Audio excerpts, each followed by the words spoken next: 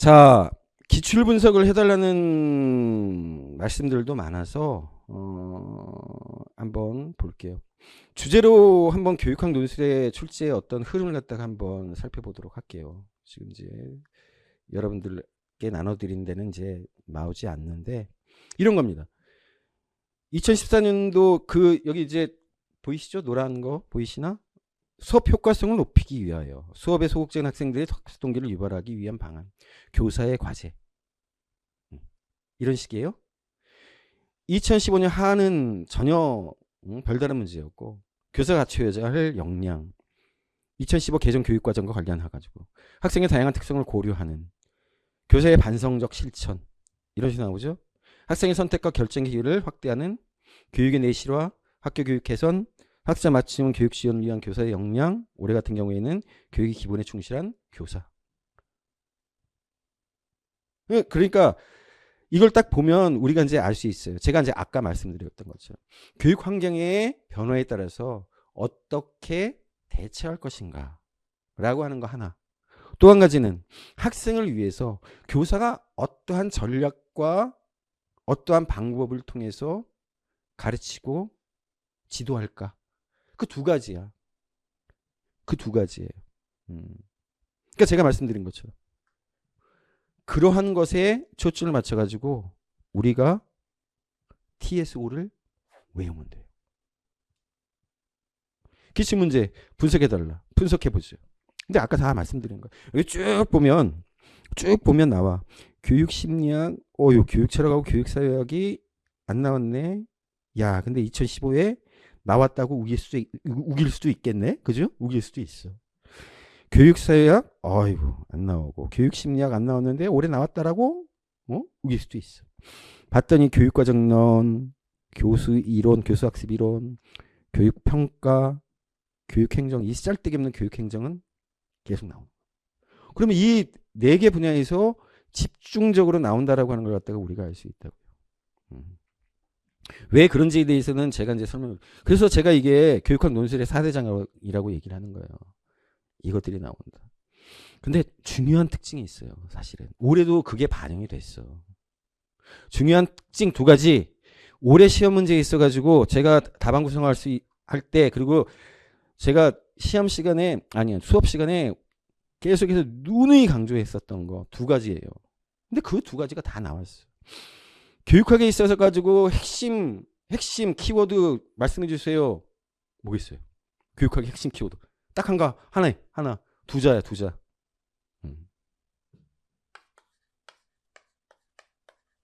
이거예요. 안타깝게도 이거야. 너무 쉬워. 학생이야. 이거야, 학생이야. 여기서 다 출발해. 교육과정에 있어가지고 제일 중요한 교육과정이 그러니까 뭐예요? 학생 중심 교육과정이야.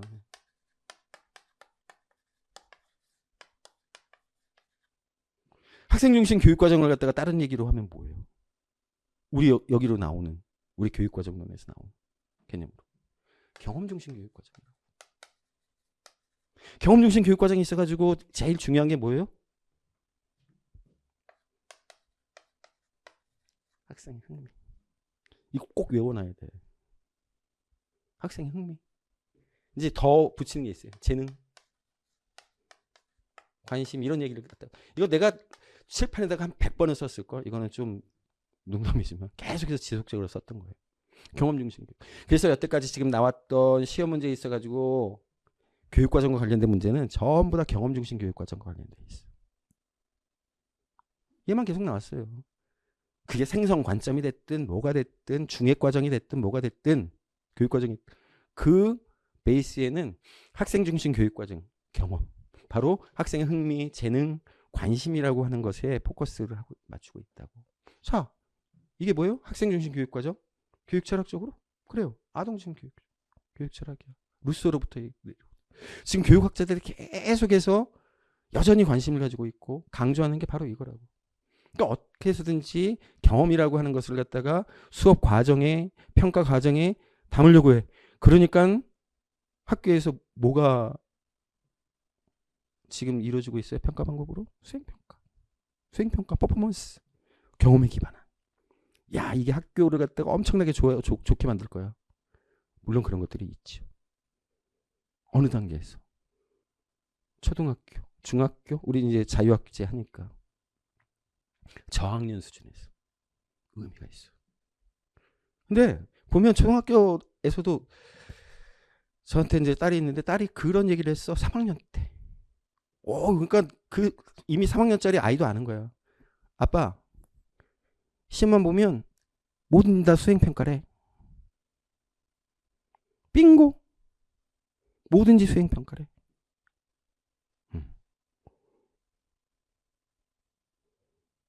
수행평가의 허실이 초등학교 3학년 여자아이 입에서 나온 거야.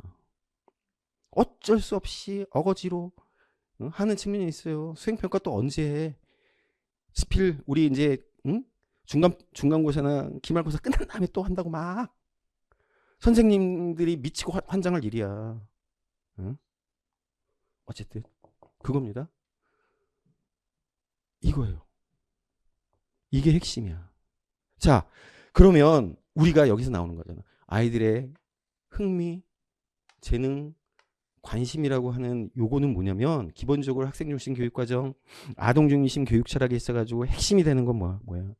아동에 있어서의 잠재성이에요. 가능성이에요. 이걸 가지고 있다라고 하는 거거든. 그렇죠? 이걸 전제로 하는 거야. 잠재성이 있고 가능성이 있어. 그러니까 얘가 무엇을 가지고 있는지 몰라. 그러니까 다양한 방법으로 얘를 자극을 하고 다양한 방법으로 수업을 하고 다양한 방법으로 평가를 해줘야 돼. 그렇죠? 이제 기본적인 거야. 여기에 기반한 철학 또는 심리적 관점이 뭐냐면 바로 구성주의라고 하는 거예요. 얘야. 아이는 바깥에서 들어온 정보를 안에서 자기가 안에 있는 구조가 있어요. 그 안에 담아갖고 푹착푹착 해갖고 구성해낼 수 있는 존재야. 왜? 잠재성과 가능성을 가지고 있거든. 네가 잘못된 정보, 잘못된 경험을 갖다가 얘한테 집어넣고 압력을 가하고 그래서 그렇지 기본적으로 얘는 선생님이 스캐폴딩만 잘 해주면 조력만 잘 해주고 잘 이끌고 아니 이끌 필요도 없어. 해주면 얘는 지가 알아서 가능성이 있으니까 얘는 지 안에서 푹푹 해갖고 새로운 엄청난 지식 생산물을 갖다가 만들어낼 거야. 이게 구성주의예요. 우리가 그래서 구성주의에서 그렇게 외부에 있는 정보가 안에 들어와가지고 해서 이렇게 나가는 이 과정을 뭐라고 얘기해요? 정교화라고 얘기한다고. 알죠? 정교화. 교수학습 이론에 있어가지고 대표적인 간에도 이 얘기를 하고요. 라이겔레스도 얘기를 하고요. 다 이 얘기를 한다고. 이 정교화.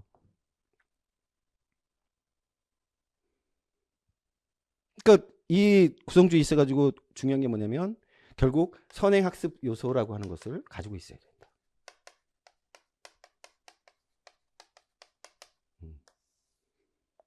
요 얘기까지 한다고. 앵커. 일종의 앵커를 가지고 있어야 된다. 우리 구성주의 학습에 있어가지고 이제 앵커드 인스트럭션이라고 하는 것도 나오잖아요. 바로 이거예요. 두 축이야. 두 축이라고. 여기서 얘기들이 다 나와요. 교육과정, 교수학습, 교육평가. 그러면은 기본적으로 교육행정은 뭘 해줘야 돼? 교육행정에 있어가지고 제일 중요한 개념이 두 가지예요. 내가 이거 계속해서 얘기를 한다. 하나는 자율성, 하나는 전문성이라고. 자율성이라고 하는 것은 전문성이라고 하는 기반 위에서 자율성이라고 하는 배가 둥둥둥 떠다닐 수 있는 거예요. 이게 핵심이라고. 될 수 있으면 자율성을 줘야 돼. 교육행정에 있어가지고.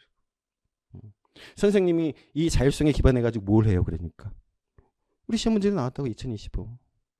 교육과정을 이제는 선생님들이 설계하는 얘기가 나와버려. 이젠. 우리 생성관점, 실행에 있어서 생성관점. 여러분들 교육학 공부하신 분들은 아실지 모르겠지만 그래요. 1번 문제에 있어가지고 얘기가 바로 그 얘기야. 이 얘기라고. 교육과정이라고 하는 것을 자율성을 기반으로 해가지고 이제 선생님들이 만드는 거야. 이제는 그게 너무나 당연시 됐어. 국가에서 얘기하는 공식적 교육과정? 오케이. 참고야. 나머지는 학교의 자율해. 또 선생님의 자율해. 그 기반은 선생님이 가지고 있는 전문수.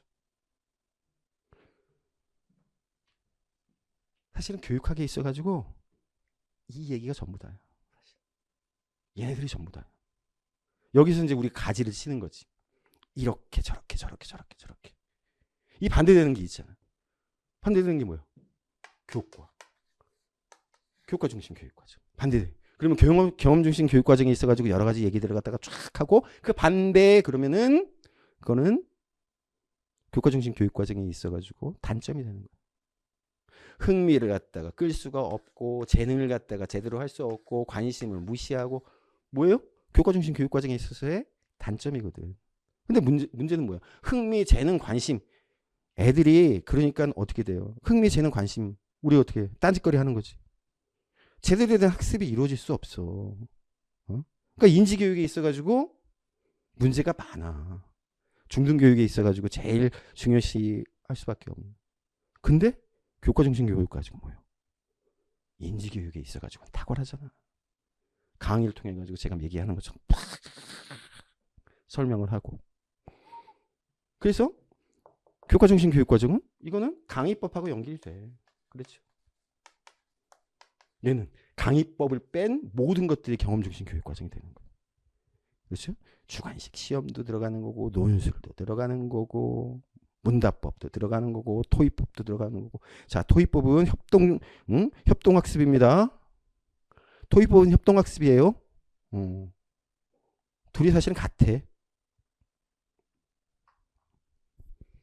물론 프로젝트 학습이라든지 뭐 발견학습이라든지 이런 것도 협동학습에 들어갈 수 있지만 제일 중요한 건 토익법은 협동학습에 들어가. 협동학습과 이거리야 사실. 거기 있어가지고 주요한 특징들이 토익법이나 협동학습이랑 똑같아. 자, 이렇게 전개시켜 나가는 거야 우리가. 제가 얘기하는 TS5에 있어가지고 주요한 틀이에요 이게. 주요한 틀이라고. 계속해서 번져나가. 틀이 있지. 중요한 핵심 개념이 있는 거고 그거 안에서 그 구조를 따라서 연계돼 가지고 모든 것들이 쭉 이어져 나가요. 자, 이 방식은 뭐냐면 우리가 단순히 그냥 외워서 되는 게 아니야. 그렇죠? 단순히 외워가지고 되는 게 아니에요. 이치에 맞게 딱 생각을 했을 때 상식에 맞게 그럴 수밖에 없겠구나라고 하는 것을 갖다가 우리가 이해하면서 TS5는 전개가 됩니다. 어떤 선생님들 막 그래. 나는 그거 보고 깜짝 놀랐어. 뭐 1번부터 해갖고 가령 뭐 특징과 관련해서 1, 2, 3, 4 이렇게 있잖아요. 그러면은 가가 어떻게 되고 나가 어떻게 되고 다가 어떻게 되고 라가 어떻게 되고 이렇게 나오잖아요. 근데 그 봤더니 뭐냐면 가나 다 라로 외우래. 요 뒤에 나오는 거 이게 이제 처음 나오잖아요. 이거 이렇게 외우라는 거야. 근데 그분들은요, 내가 봤더니 S대 출신들이더라고. 나는 우리 저 남동생이 S대 출신이거든요. 저보다 암기력이 한 1000배쯤 뛰어나. 그런 사람들은 이게 돼. 딱 사진 찍듯이. 근데 이렇게 외워서는요, 실제로 시험 문제를 받아들고 특히나 우리 논술이잖아요. 올해 시험 문제 나온 것처럼 연계가 안 돼. 이렇게 이해가 된 상황 속에서는 1번 문제 같은 경우에는 연계가 돼. 그러면 어거지라도 어떻게 맞춰가지고 쓸 수가 있어. 근데 우리는 비상한 능력이 생깁니다. 시험 문제 딱 앞에 놔두면 우리는 비상한 능력이 생겨요. 우리 이렇게 할 때 우리 여기 할 때 왜 잘 안 되지? 뭐가 이렇게 잘 인출이 안 되지? 시험장 딱 가보세요. 초인적인 힘이 나. 그래 써진다고. 초인적인 힘이. 근데 그거는 어떻게 해야 되냐면 이러한 연결고리들을 통해서 자연스럽게 이해하면서 그 개념들을 갖다가 이렇게 쭉 이어지게끔 만들어 갈 수 있을 때 나와. 어거지로 외워가지고는 안 나와. 나올 수가 없어.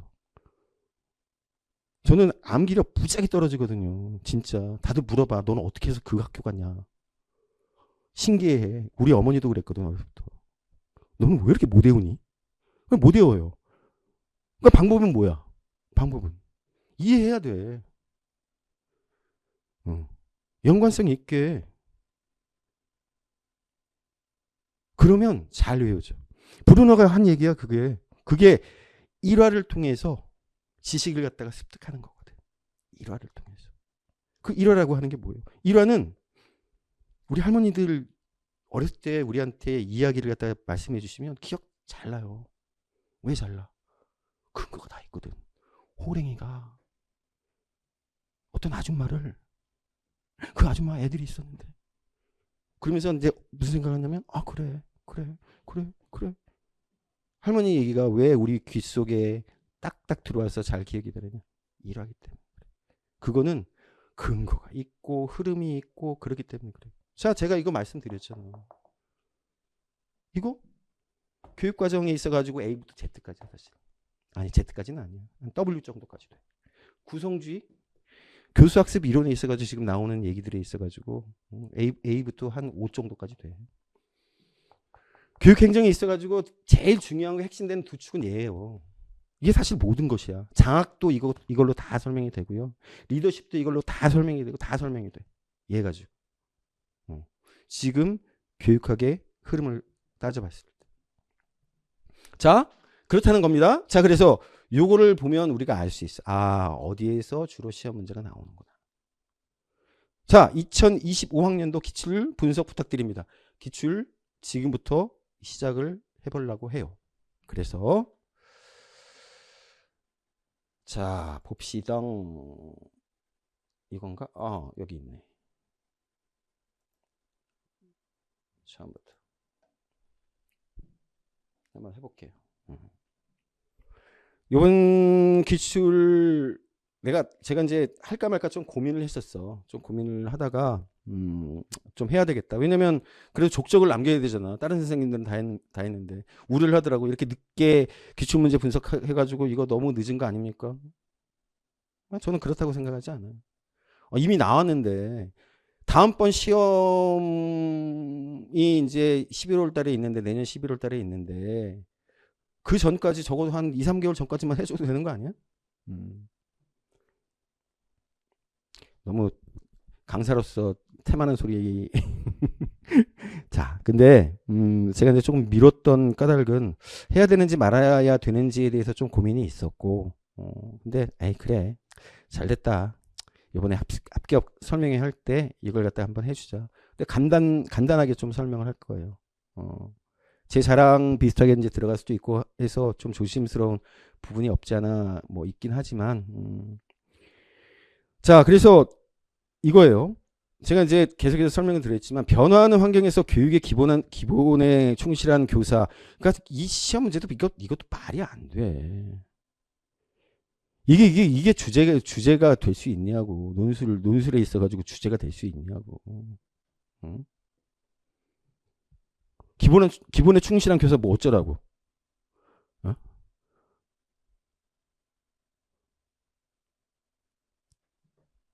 국어 공부 좀, 진짜 나는 교육학 좀 할 때마다 느끼는 거지만, 교육학 책 쓰시는 분들도 그렇고, 교육부에 있는 공무원분들도 그렇고, 좀 글 좀 잘 씁시다. 제발 좀. 난 부탁이야. 교육부에서 나온 그 문서들 볼 때마다 진짜 한숨이 절로 나. 우리 교육학 이쪽에 쓰시는 분들이 오랫동안 공부하시고 저보다 교육학 지식은 훨씬 많으신 분들이지만 이렇게 볼 때면 이분들이 국어 공부 제대로 하셨나 싶은 상황들이 굉장히 많이 벌어져서. 근데 어쨌든 뭐 이런 틀을 가지고 있다. 그래서 교육의 기본에 충실한 교사를 어쨌든 뭐 이렇게 쓰라고 하는 거예요. 그래서 여러분들이 이제 보셨다라고 하는 걸 갖다가 이제 제가 일단 한번 보셨다라고 하는 걸 갖다가 이제 그 전제로 하는 상황 속에서 이제 설명을 좀 할 거예요. 그 앞에 이제 경력교사하고 신임교사가 이제 얘기하는 이제 부분이 있는데 문제로 나오는 것은 이제 세 번째 거예요. 제 의견을 말씀드리면 선생님이 생각하는 사회적 요구, 학습자의 특성, 교과 전문가의 의견과 함께 교육철학과 학습 심리학도 고려하면 앞으로 더 좋은 교육 목표를 설정할 수 있을 겁니다. 이렇게 얘기를 했어요. 거기 이제 신임교사가 얘기하지만 경력교사 얘기 좀 교육과정의 재구성이라고 하는 얘기가 나온다고. 이제는 뭐냐면 학교에 있는 선생님들이 교육과정을 갖다가 재구성을 하는 거야. 이게 이제 너무나 자연스러운 얘기가 돼버렸어요. 이제 생성관점이야. 이제 무조건 생성관점이라고. 우리 이제 교육과정 실행에 있어가지고. 그 다음은 이제 넘어가서 구성주의 학습 환경 조성과 관련해가지고 신임교사가 얘기를 하고요. 경력교사가 마지막에 이제 얘기를 해요. 구성주의 학습 환경에서는 그 환경에 적합한 특성을 갖춘 문제를 선정해야 하고 그 문제가 전체 학습 과정에서 어떤 역할을 하는지 생각해야 됩니다. 이렇게 얘기를 해요. 얘만 쓸데있는 얘기야. 자, 그리고 나서 신임교사가 이제 준거 설정하고 관련해 가지고 얘기하는데 준거 참조 평가. 자, 평가를 얘기를 할 때 우리 평가를 얘기할 때 무조건이에요. 절대평가라고 하는 것을 기본으로 삼아. 상대평가는 별로 안 좋은 것처럼 지금 얘기를 다 하고 있다. 꽈핍하면 절대평가. 상대평가로 인해서 아이들을 줄 세우고, 응? 아이들을 불행하게 만들고. 나는 잘 이해하지 못하겠지만 어쨌든 그래서 절대평가가 제일 중요해요. 그 다음에 형성평가가 무지하게 중요해요.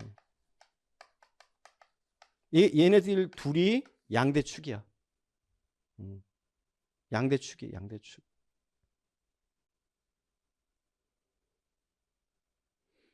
그러니까 평가 얘기할 때는 얘네. 근데 이제 중요한 게 뭐냐면 얘요. 진단평가라고.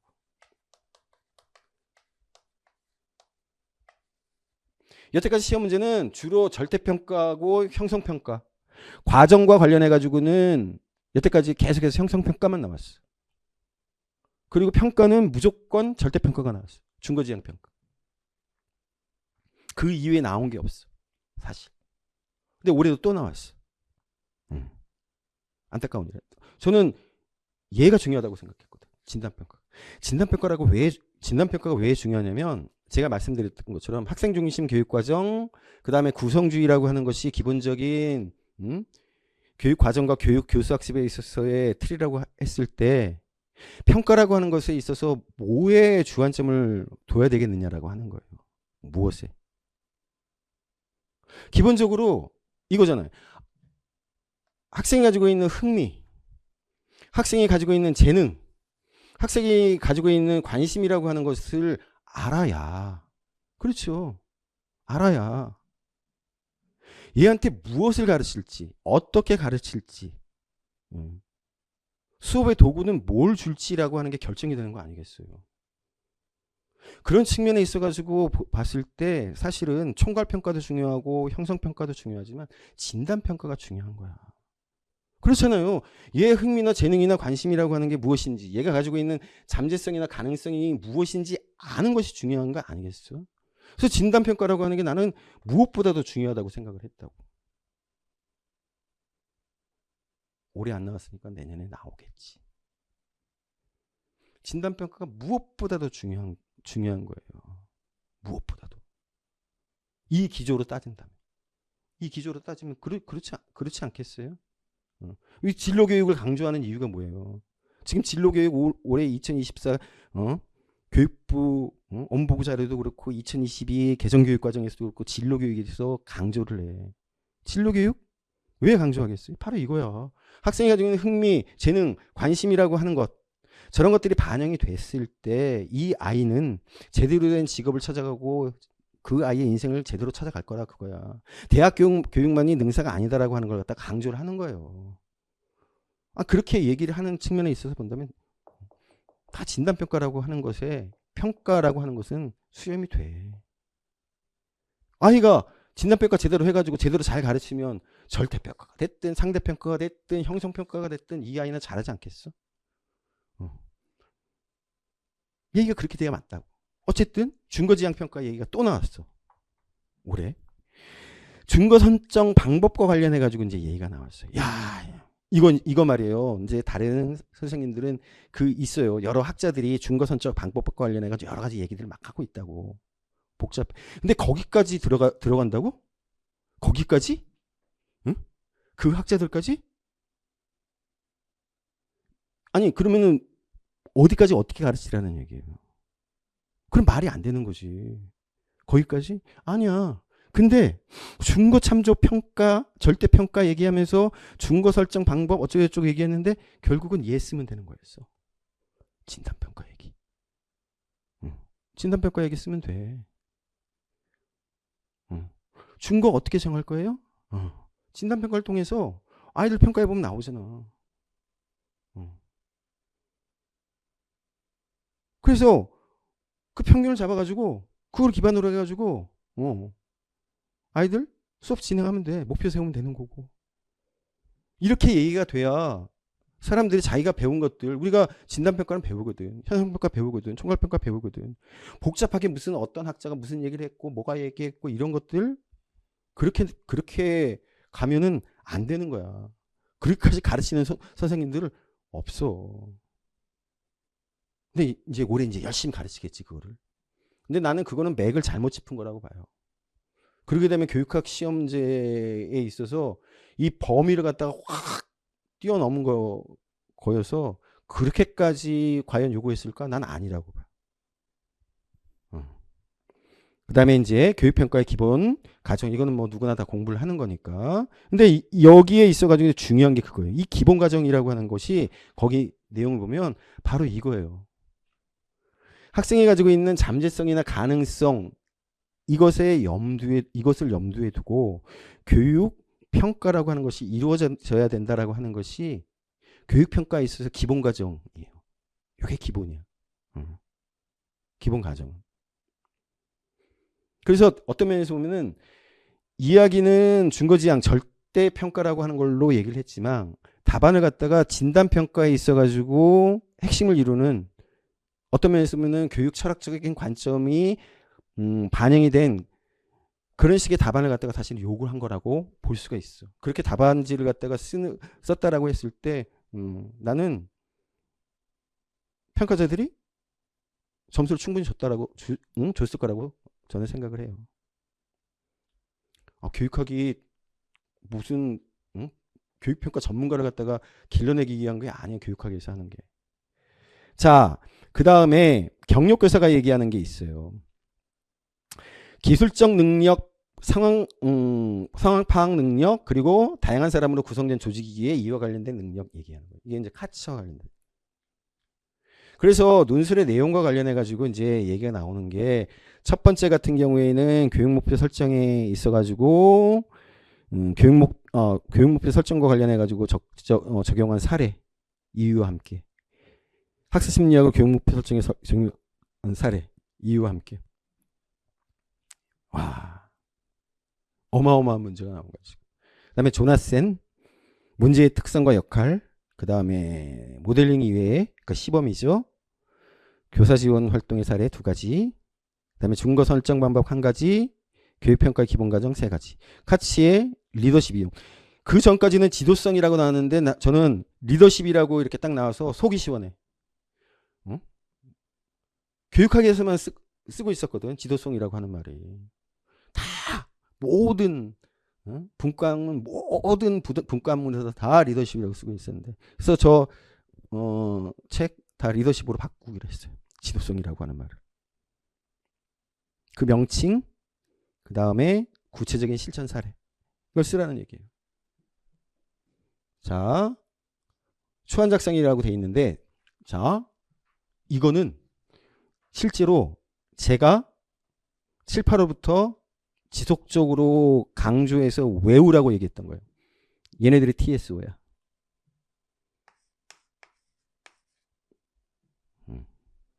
테스트 페이퍼, 스트럭처, 오거나이제이션. 서론의 도입 문장 외우라고 얘기했어요. 서론의 연결 문장 외우라고 얘기를 했어요. 서론의 마무리, 결론 도입 문장 다 외우라고 얘기한 거야. 이거. 결론의 도입 문장 다 외우라고 한 거예요. 자, 결론의 마무리 문장도 이것도 외우라고 한 거예요. 그냥 외우면 돼.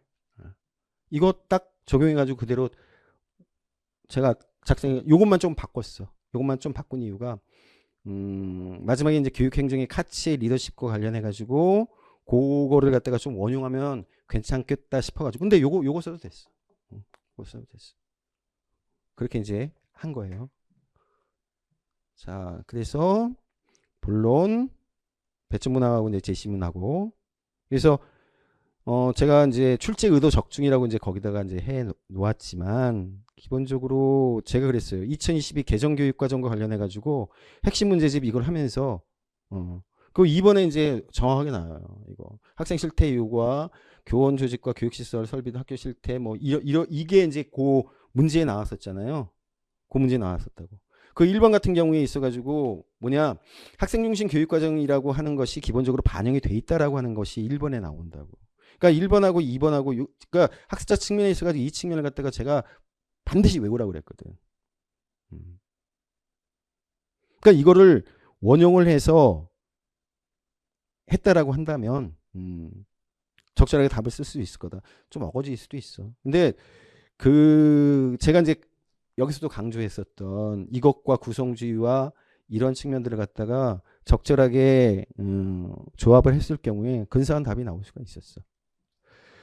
그다음에 본론 소주제 요구 같은 경우에는 제가 이제 지속적으로 강조를 했었다고요. 2017년도 출제 문제인데 이거는 이번에 한번 나올 수 있는 굉장히 중요하다. 구성주의 그 학습과 관련해 가지고 조나센이 중요한 이유에 대해서 제가 아까도 이제 말씀드렸지만 그 세 가지 측면을 갖다가 고루 언급하고 있는 중요한 모형이기 때문에 그래요. 그래서 했으면 됐고, 본론에 있어가지고 이제 준거 설정 방법과 관련해가지고 제가 이제 진단평가에 대해서 얘기를 했다고요. 진단평가에 대해서 설명을 했고, 이 진단평가에 있어서 학생과 관련되어 있는, 그리고 이제 교육평가 이제 기본 과정은 알고 있으니까 그걸 갖다가 이제 적절히 연결하면 된다. 근데 이제 요 4번을 학생들이 가장 어려워하긴 했어요. 근데 이제 저는 이 핵심 문제집에서 적시를 했고, 그리고 이제 이거를 갖다가 3번 이상 같이 들여다보면서 풀었었거든요. 근데 이제 이거 시험 문제를 잘못 낸 거야. 잘못 낸 거예요. 왜?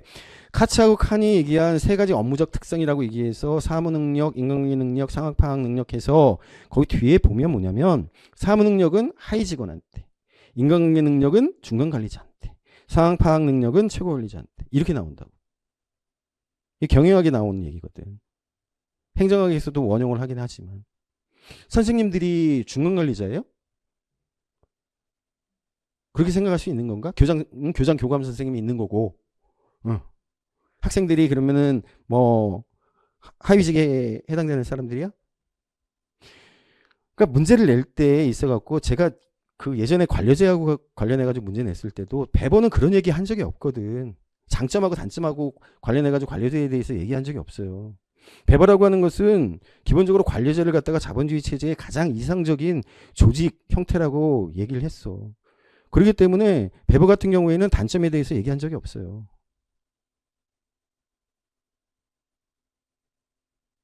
다른 사람들, 다른 학자들이 얘기를 했지. 거기는 분명히 나온다고. 장점과 단점이라고 하는 거. 그럼 문제 잘못 낸 거였고. 2023년 문제였나? 이것도 마찬가지야.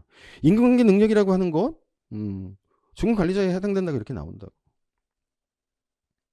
물론 원용을 했어. 우리가 이런 게 있는데 원용을 했어라고 뭐 얘기를 한다고 하면 그런가 보다 할 수도 있지만 시험 문제를 내는 데 있어 가지고 엄정해야 된다라고 하는 측면에서 제가 말씀을 드리는 거예요. 엄정하지 못했어. 사실. 자, 그러면서 제가 말씀드렸단 말이에요. 분산적 지도성의 구체적인 사례. 인간관계 능력이잖아요. 근데 거기 보면은 그런 거야. 선임 교사하고 후임 교사하고의 관계. 그렇죠? 학교 운영에 있어 가지고 공동으로 협동하는 관계. 그런 어떤 팀을 구성해 가지고 할 때 있어 가지고 뭘 해야 되겠어? 대인관계 능력이라고 하는 게 굉장히 중요한 거라고. 협동 능력이라고 하는 게 굉장히 중요하고. 그러니까 이거를 갖다가 원용을 하면 답이 나오죠. 저는 계속해서 강조했던 거예요. 이 분산적 리더십.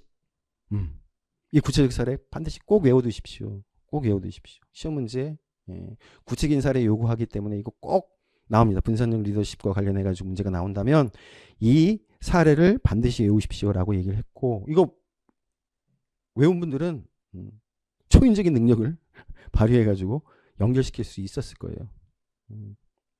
근데 제가 이제 좀 반성을 하지만 이러한 부분들을 갖다가 잘 엮어드려야 되겠구나 앞으로. 어떠한 개념과 또 다른 개념이 이렇게 자연스럽게 연결될 수 있는 그 연결점을 갖다가 잘 찾아드려야겠구나라고 하는 생각을 해요. 제가 이제 뭐 출제적 증인이 의도적 증인이 이런 식의 얘기를 갖다가 이제 하긴 하는데 사실 엄밀히 얘기하면 좀 부끄러운 얘기야. 자, 그래서 한번 볼게요. 모범 답안. 제가 이제 앞서서 말씀드린 그거와 관련해 가지고 그대로 적용한다고 했어요. 첫 번째 문장, 두 번째 문장. 첫 번째 문장은 도입 문장이에요. 두 번째 문장은 연결 문장이에요. 이거 다 내년에도 또 써먹어도 될 거야. 근데 이제 제가 이거 도출해내는 문장이 아닙니다. 제 아이디어 아니에요. 다 2022 개정교육과정 교육부에서 내놓은 2024 교육부 문서 이런 데서 좋은 문장들을 갖다가 적절한 문장들을 갖다가 가려 추려 뽑은 거예요. 왜? 가장 공신력 있는 문장이야. 우리는 그런 문장들을 쓰면 돼. 세 번째도 외우면 되는 거예요. 이러한 관점에서 변화하는 환경에서 교육의 기본에 충실한 교사를 주제로. 그다음에 이제 뭐 교육과정을 요구했다면 교육과정, 교육방법, 교육평가, 교육행정 이거 다 그 앞에 여기 다 나오는 거야. 문제에 나오는 거야. 그거 그대로 한 거예요. 자, 이거 통째로 외우는 돼. 우리의 TSO예요. 우리의 TSO. 야, 이거는 누구나 할 수 있는 거야, 그러면. 나만 할 수 있는 게 아니야. 모든 강사들도 이런 식으로 가면 돼. 근데 사실은 이렇게 하고 있어. 자, 그래서 한번 볼게요. 답안지에 나오는 것처럼. 제가 문장을 갖다가 어떻게 썼느냐. 그대로 적용을 한 거예요. 교육의 기본에 충실한이라고 얘기를 했잖아요. 그러니까 그걸 갖다가 도입 문장 처음에 쓴 거야. 교육의 기본이라는 관점에서 교사는 학생의 발달 수준에 적합한 폭넓고 균형 있는 교육 과정을 수립해야 하며 이러한 목표 속에 학생이 다양한 영역의 세계를 탐색해보는 기회를 제공해야 된다. 이거 제가 외우라고 했었던 1번에 나오는 2002 개정교육과정 학습자 측면에 있어가지고 교육 목표 설정과 관련된 그 문장이에요. 그래서 이거죠. 아동, 학생 중심 교육 차량은 이러한 목표에 부합하는 것으로 이를 기반으로 학생의 전인적인 성장, 발달이 가능하도록 학교 교육 과정을 설계하여 운영해 나가는 것이 바람직하다. 요거는 역시나 문장에 있는 거예요. 2002 교육 과정. 또 전인적인 성장과 발달은 학생의 성장 가능성과 장대성을 염두에 둔다는 점에서 볼 때 제가 구성주의에서 얘기하는 거죠. 구성주의 학습 심리학은 유용성이 크다고 할 수 있다. 구성주의는 학생이 가진 자기주도성과 교사의 다양한 조력을 통해 실적인 생활 문제들을 학습에 적용한다는 점에서 교육 목표 설정에 큰 도움을 줄 수 있기 때문입니다. 자연스럽죠? 자연스러워. 물론 이거 그네들이 요구하는 키워드가 저는 정확하게 뭔지는 모르겠어요. 하지만 이거 가지고 문제 삼아 가지고 감점을 한다? 글쎄. 우리가 그네들에 있어가지고 속내를 모르니까 아니 딱 까놓고 진짜로 모범 답안 제시했으면 좋겠어. 저는 이게 우리가 적어도 공부하는 영역 내에서 우리가 할 수 있는 최선의 답이라고 이렇게 생각을 했어요. 두 번째, 그리고 변하는 환경 요소는 실제적인 생활 문제들을 학습에 적용해야 할 필요성을 요구하고 있다. 자연스럽게 앞에 거하고 연결한 거예요. 조나스는 환경에 적합한 특성을 갖춘 문제를 선정해야 할 필요성을 강조하면서 문제는 학생이 이미 학습한 내용을 확인하는 것이 아니라 새로운 학습을 유발하는 성격을 지니고 있는 것이어야 한다고 강조하였다. 그래서 그 역할과 관련해 가지고 두 번째 이어지는 거예요. 이를 통해 학생은 문제를 해결하는 과정에서 문제와 관련된 영역의 지식을 새로 학습할 수 있기 때문에 이 역할, 이 문제에 있어서의 특징과 역할에 대해서 쓰라고 했잖아요. 이 역할이에요. 이 문제를 갖다가 공부하는 이유. 교사는 이러한 학습 과정에서 시범을 보이면서 첫째, 둘째 이렇게 안 썼어요. 더불어 도움말을 주고 피드백을 하는 코칭. 첫 번째, 학생이 스스로 과제를 해결할 수 있는 발판 제공을 통해 학생의 능력을 신장시켜 나가야 할 것이다. 요거는 답 다 썼어. 자, 세 번째, 교사는 학생의 성장 가능성을 가늠하고 이를 뒷받침하기 위해 미리 학생들의 수준의 상태를 파악할 필요가 있다. 즉, 진단평가를 통해 학생들의 능력을 판별하고 중간 수준의 학생들을 근거로 삼아 중거를 정하여 교수 활동에 적용할 수 있을 것이다. 저는 이렇게 썼어요. 기준을 어떻게 잡을 거야? 어떻게 잡을 거냐고. 저는 진단평가를 하고 진단평가 하는 걸로 돼 있으니까. 우리 보통 수업을 할 때 중간 정도의 학생들을 갖다가 대상으로 해서 가르치는 게 낫다라고 우리는 분명히 그렇게 배워왔어. 그리고 이러한 평가들은 학생들이 개발될 수 있는 무한한 잠재력을 지니고 있으며 또한 어떠한 행위 대상 자료도 교육평가의 대상이 될 수 있다는 관점 속에서 진행되어야 할 것이다. 첫 번째하고 두 번째 쓴 거예요. 기본적인 교육과정. 이거 기본과정이 어쩌고 저쩌고가 아니라 자연스럽게 이어진 거예요. 어떠한 행위 대상 자료도 교육평가의 대상이 될 수 있다. 이 수행평가의 관점이거든.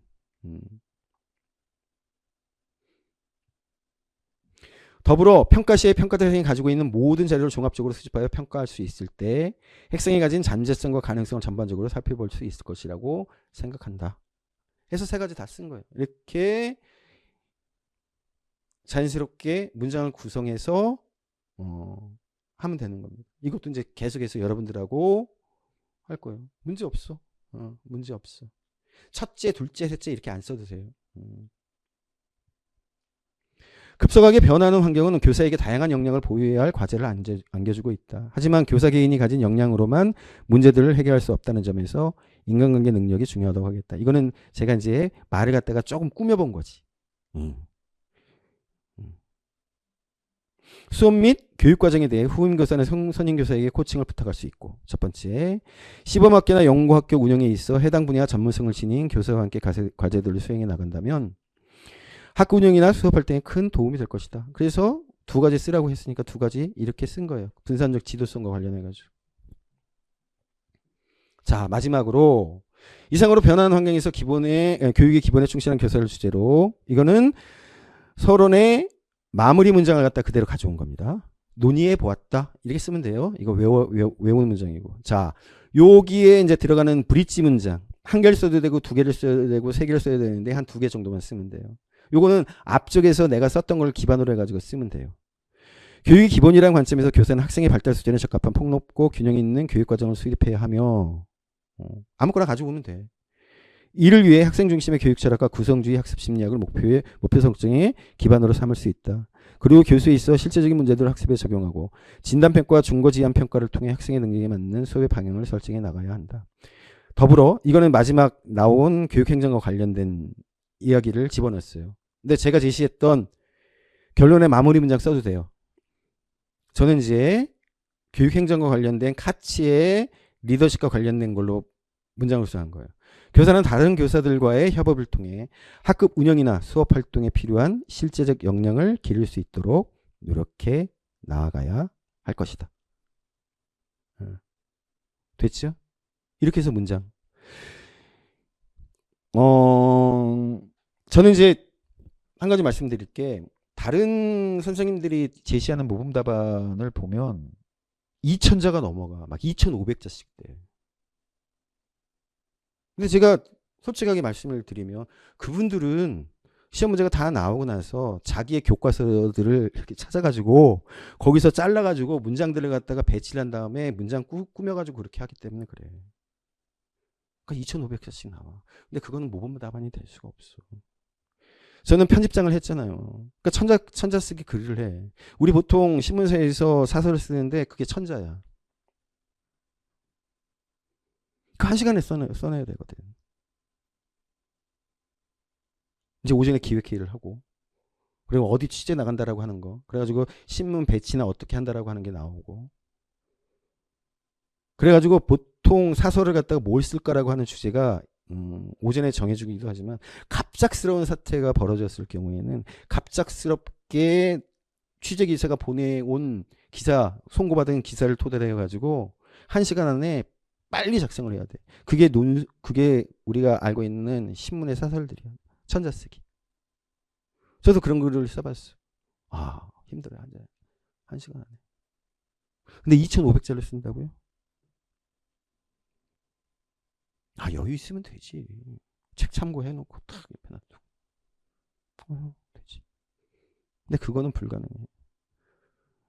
그거는 모범 답안으로서의 가치가 없는 거예요. 죄송합니다. 다른 선생님들 가치가 없는 거예요. 저는 1,500자도 사실 많아. 근데 1,500자 정도가 적절하다고 봐요. 1,500자. 그래서 1,500자 쓰기야. 저의 목표는 1,500자 쓰기예요. 지금 제가 이걸 갖다가 굴려봤어. 컴퓨터 통해 가지고 어떻게 해봐. 아니 봤더니 뭐 여러 가지 뭐 이렇게 그 띄고 뭐하고 하는 거 해갖고 한 1,800자 나오더라고. 이 정도면 적절해요. 그거 없이 글자 수로만 했을 때 한 1,300자 나오더라고. 제가 쓴 이 답안지가 약간은 부족할 수 있을지 모르겠지만 답안지 채점하는 사람의 입장에서는 굳이 흠을 잡아가지고 감점을 갖다가 주겠다고 작정을 한다라고 한다면 뭐 그럴지 모르겠지만 저는 적정하다고 봐. 그래서 이게 목표입니다. 1,500자 쓰기. 1,500자 쓰기. 이게 목표예요.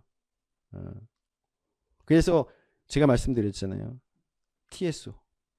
테스트 페이퍼 스트럭처 오거나이제이션을 갖다가 계속해서 익히고 우리 상반기부터 계속해서 익히고 그렇게 해서 인출 요소들만 적정히 배치하는 것만 우리가 계속해서 공부를 해 나가면 사실은 교육학 공부가 그래도 조금은 더 수월해질 거다. 그리고 이제 개념과 이해를 갖다가 우리가 구성하는 또 다른 Thinking Structure Organization을 갖다가 지속적으로 제가 말씀드린 거죠. 이거요. 제가 말씀드린 거 TSO 얘가 TSO야. 제가 여러분들한테 계속해서 이거를 보여드릴 거라고. 이게 얼마만큼 간단하게 몇 마디 키워드로 정리가 될 수 있고 그 키워드에서 어떻게 연결고리들이 만들어져 가지고 자연스럽게 그런 것들이 이어지는지 우리가 구성주의에 있어 가지고 여러 가지 것들 우리 간에 외워야 될 것들 무지하게 많아. 라이겔리우스 엄청나게 많아. 근데 아니야. 물론 외워야 될 요소들이 있긴 하지만 전부 다다.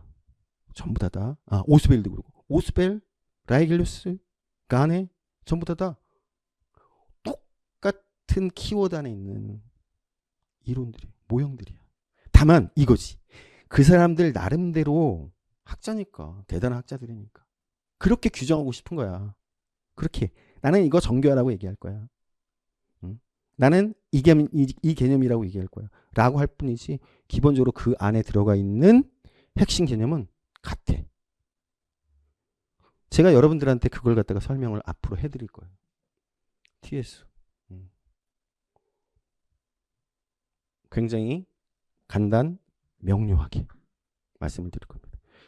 자, 그리고 한 가지 말씀을 좀 드릴게요. 아직은 4년이지? 헷갈려.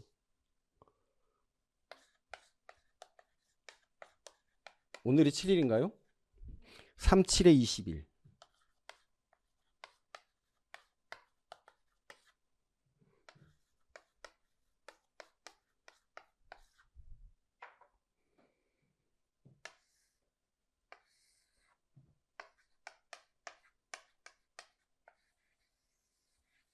특강을 합니다. 특강을 해요. 뭘 하느냐? 조금 전에 말씀드렸던 TSO에 대해서 강의를 할 거예요. 한 가지는 교육학 논술 어떻게 잘 쓸 것인가. 근데 사실 오늘 얘기를 갖다가 전반적으로 했어.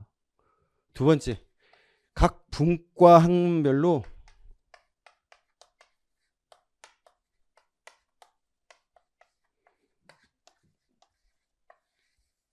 TSO에 대해서 설명을 드릴 거예요.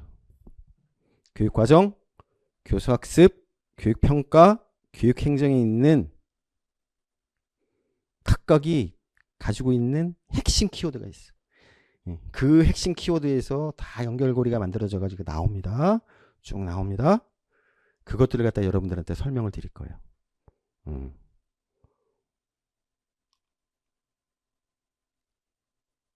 안 보시면 좀 서운할 거야. 내가 이제 이렇게 쭉 봤더니 이렇게 설명하는 선생님들이 없더라고. 저는 말씀드렸잖아요. 저는 교육학과 출신이 아니에요. 저는 교육학과 출신이 아니야. 그러니까 교육학이라고 하는 것을 굉장히 객관적으로 볼 수 있었어. 대신 나는 다른 분과 학문들을 배웠어. 공교롭게도. 조금은 전문적으로 거기에 관련된 논문도 썼고 그걸로 상도 받았고 그러다 보니까 보이더라고. 안에 있는 사람들이 잘 안 보이는 거 바깥에 있는 사람들이 보이잖아요. 저거는 저렇게 연결되는 건데 이 사람도 잘 모르나 그걸? 모를까? 알 것 같은데 알고 봤더니 몰라. 왜 그러지?